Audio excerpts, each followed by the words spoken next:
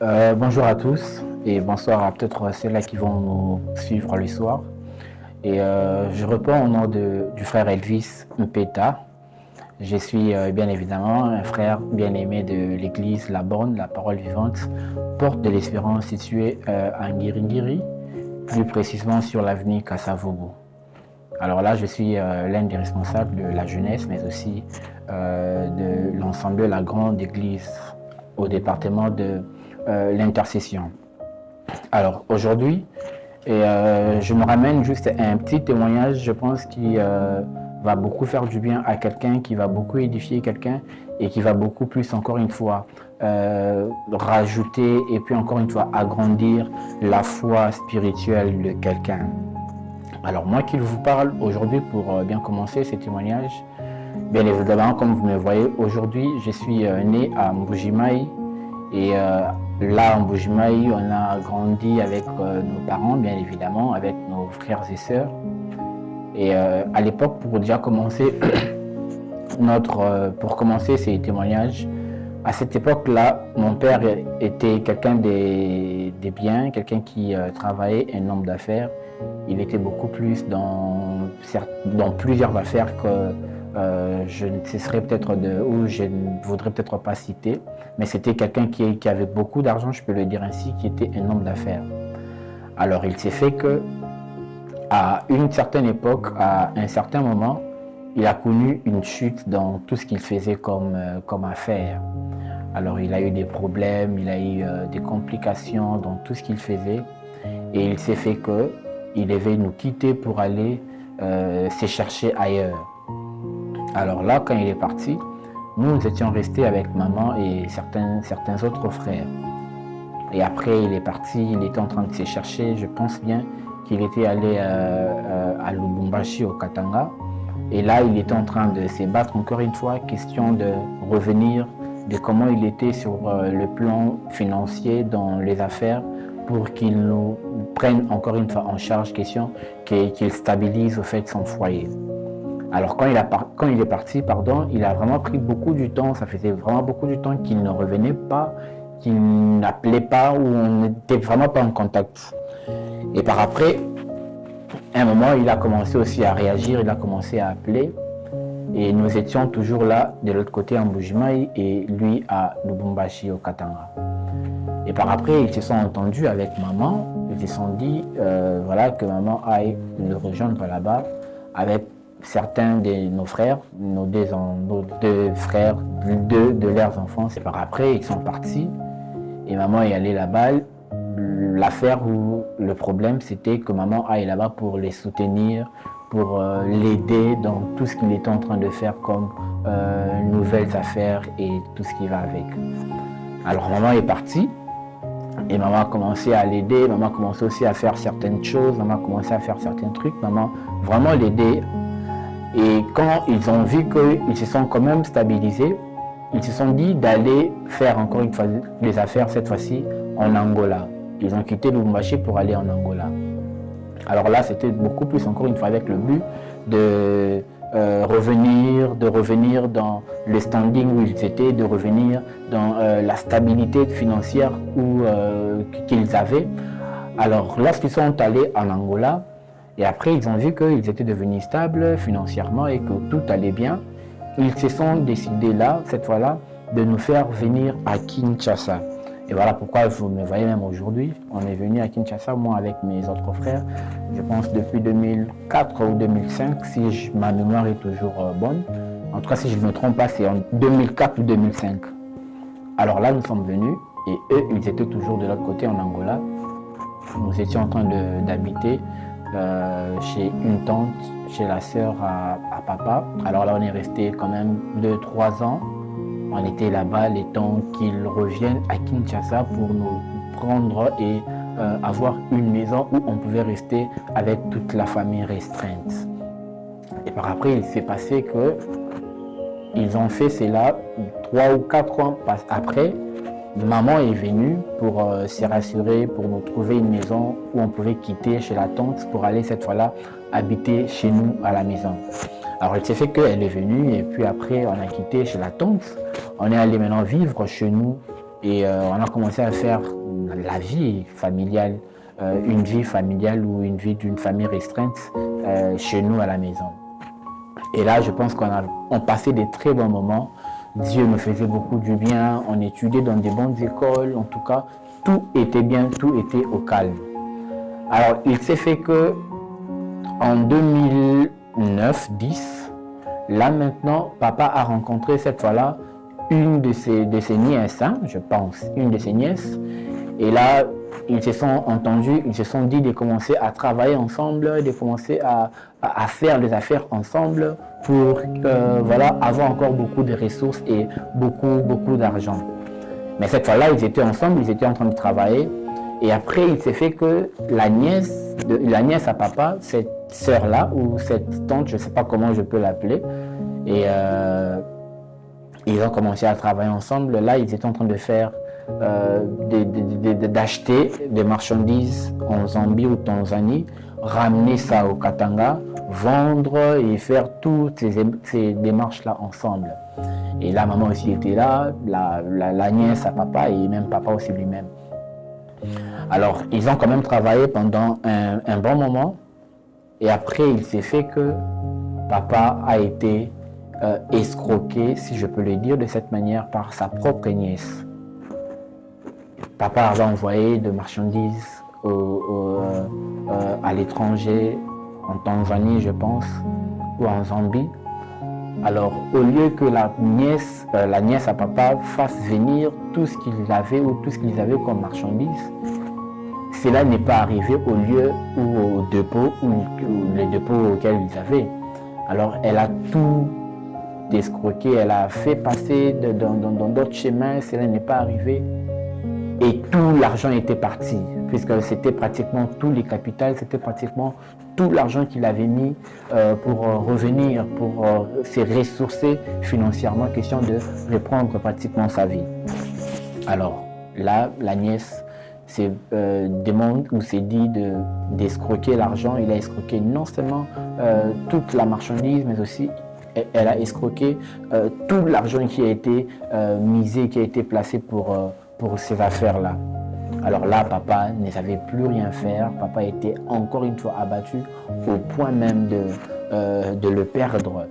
Et il s'est fait qu'il s'est quand même battu, il s'est encore battu au point de revenir encore une fois. Mais cela n'était pas encore dans le standing où il était ou dans le standing auquel il voulait être.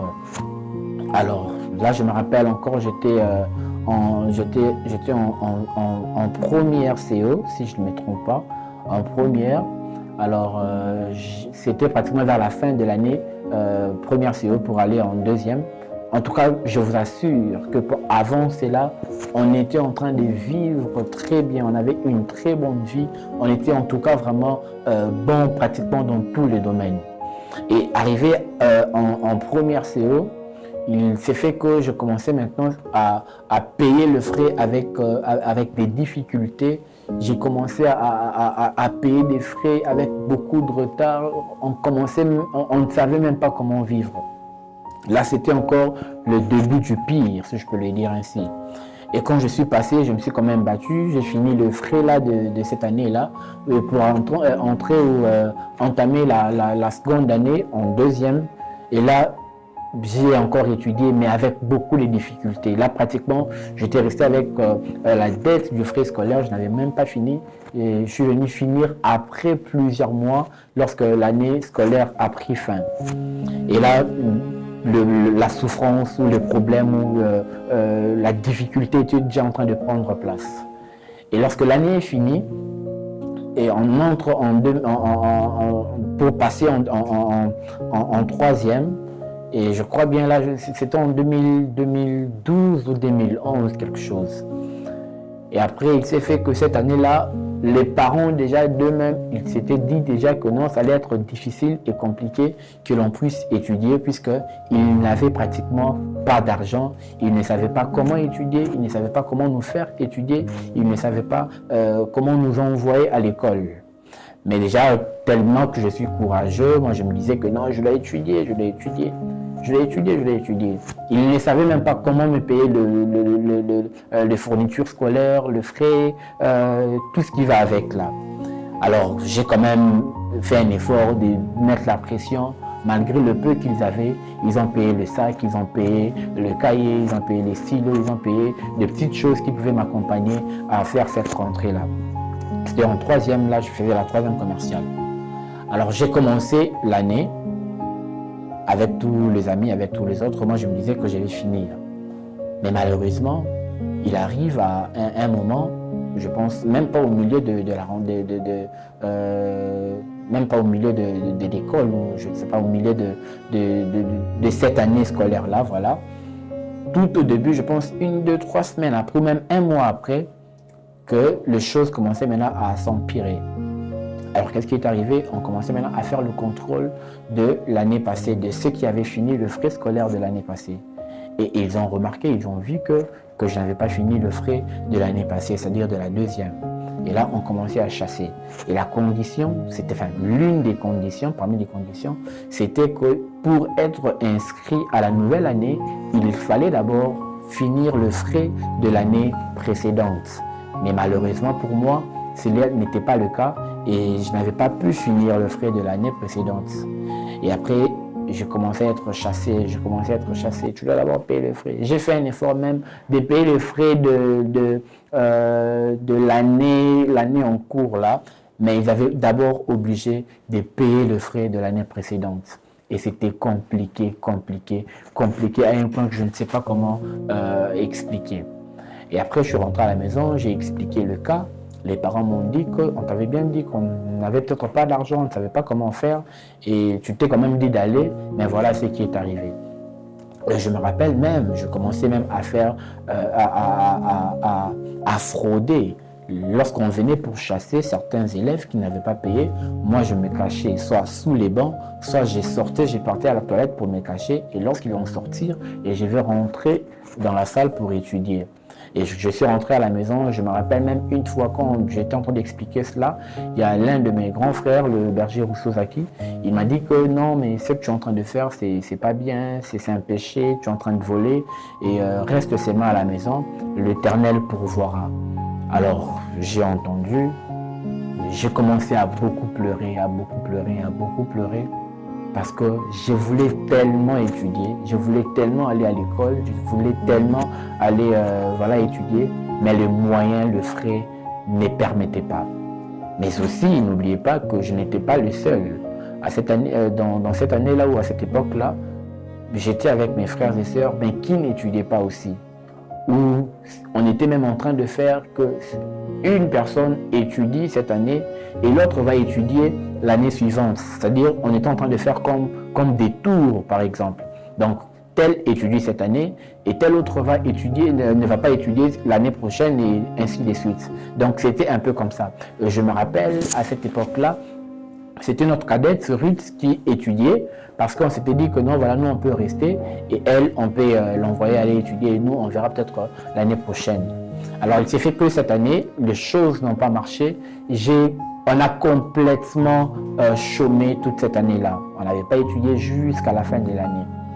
Alors, l'année est passée, nous entrons dans une nouvelle année avec toujours espoir qu'on pouvait étudier et c'était toujours compliqué, c'était toujours difficile. Et là, Dieu a quand même essayé d'ouvrir une petite porte, si je peux le dire, où on s'est battu. Là, ce n'était pas le parent qui commençait à payer le frais. Là, c'était maintenant notre grand frère, l'aîné de la famille. Certes, lui, à l'époque, là, il n'avait pas encore beaucoup de moyens, il n'avait pas encore beaucoup d'argent, mais quand même, il essayait de faire un effort. Et là, je m'étais dit, cette fois-là, de quitter l'école où j'étais pour aller étudier dans une autre école. Pour quelle raison?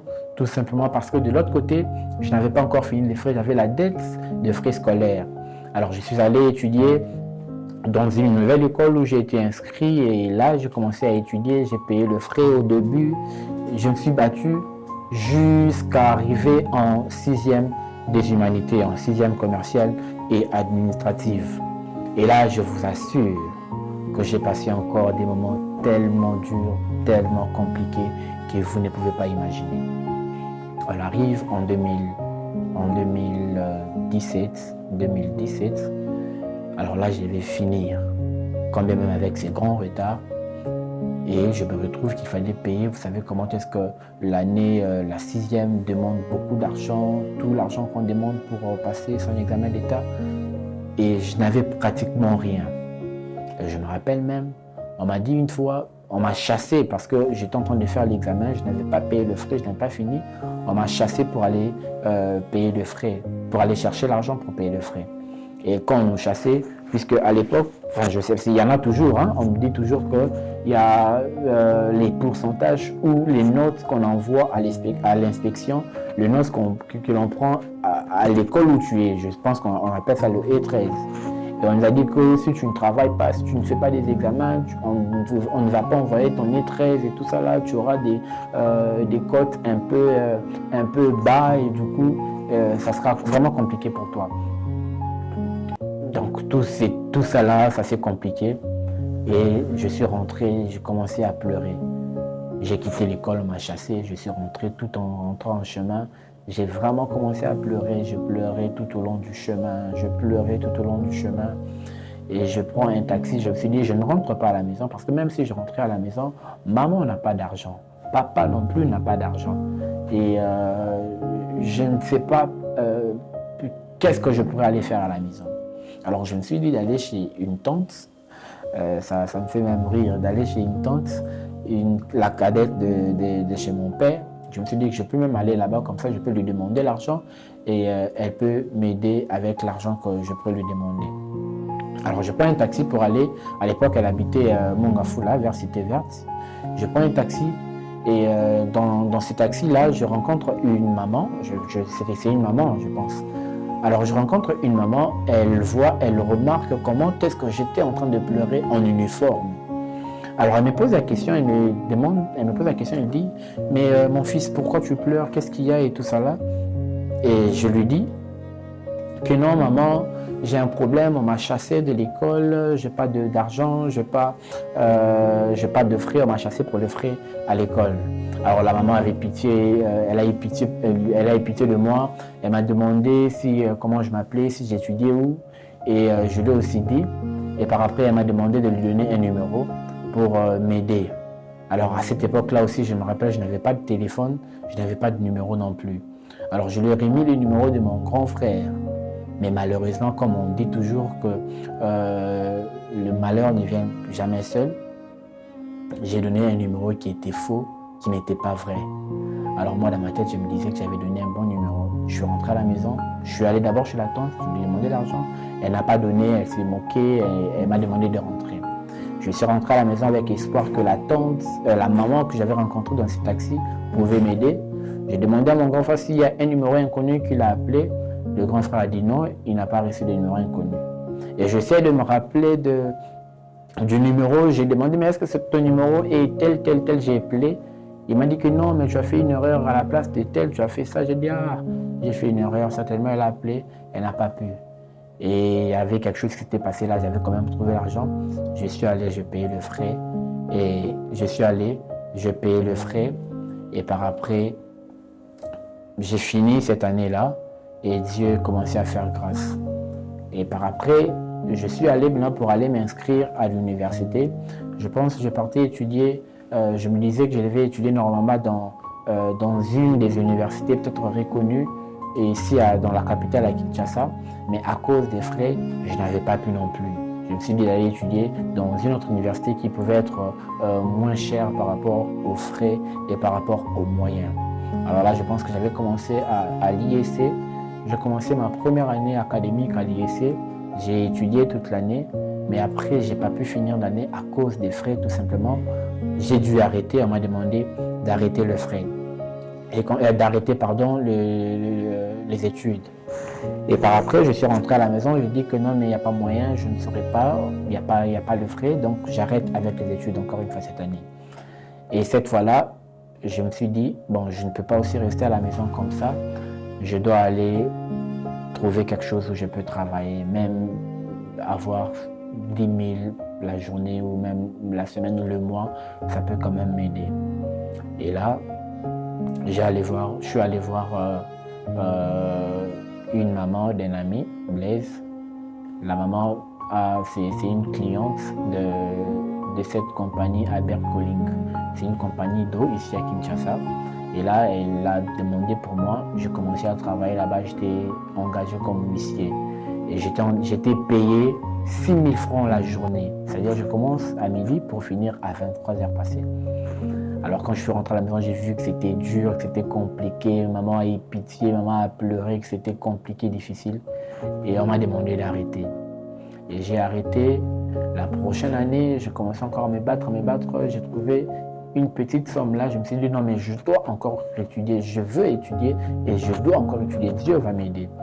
J'ai pris une somme là que je devais payer normalement un téléphone. Mais avec cette somme-là, je suis allé m'inscrire cette fois-là à l'UPEN, l'Université pédagogique nationale. Et c'est là où je m'étais dit que je dois finir et étudier.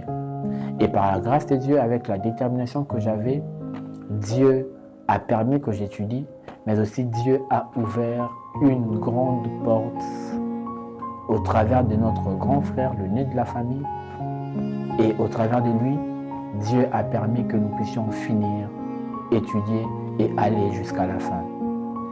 Alors, en étant en train de travailler, en train d'étudier, et quand j'ai fini, j'étais même aussi en train de chercher déjà le travail.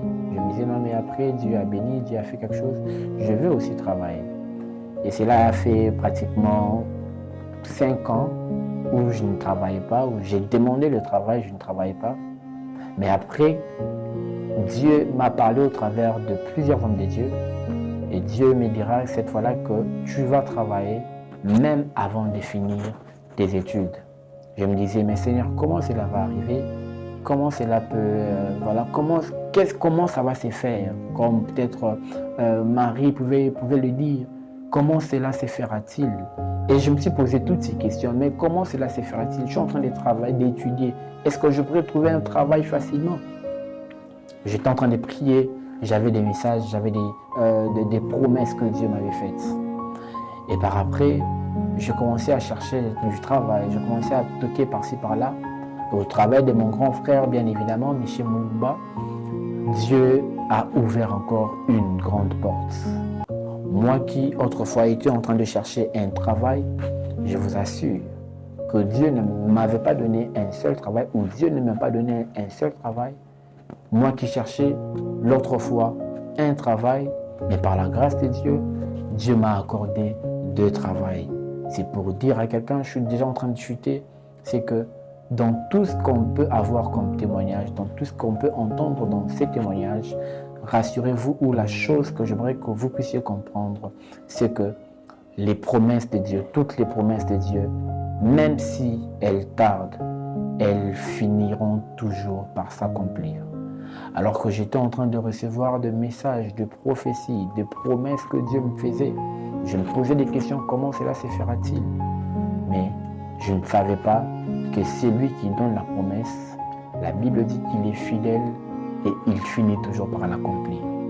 Et pour chuter, j'aimerais exhorter quelqu'un cet après-midi, j'aimerais exhorter quelqu'un ce soir, j'aimerais exhorter quelqu'un ce matin, j'aimerais exhorter quelqu'un cette nuit. C'est que toi qui traverses des moments difficiles, toi qui te poses des questions, comment est-ce que Dieu peut intervenir à ton problème? Toi qui te poses des questions d'une manière où est-ce que Dieu peut réellement accomplir toutes les promesses qu'il t'a faites? J'aimerais que tu comprennes une chose, que Dieu est fidèle et il ne ment jamais. Toutes les promesses que Dieu t'a faites, crois, prie, et Dieu est fidèle, il accomplira toutes ses promesses. Tu te poses des questions, même dans ta foi chrétienne, dans ta vie sociale, dans ta vie spirituelle, dans ta vie chrétienne. Tu te dis, est-ce que, même toi, païen, tu m'entends, tu te dis, est-ce que Dieu peut te sauver? Est-ce que toi qui es dans le péché, est-ce que toi qui vis dans la souffrance, est-ce que toi qui vis dans la difficulté, est-ce réellement Dieu peut me sauver? Tu te poses des questions. Mais l'assurance que je t'apporte ce soir, c'est que Dieu est fidèle. La Bible dit dans Habakkuk 2:3, même si la promesse tarde, je paraphrase, attends-la, elle finira toujours par s'accomplir. Et pour voilà, finir ou chuter.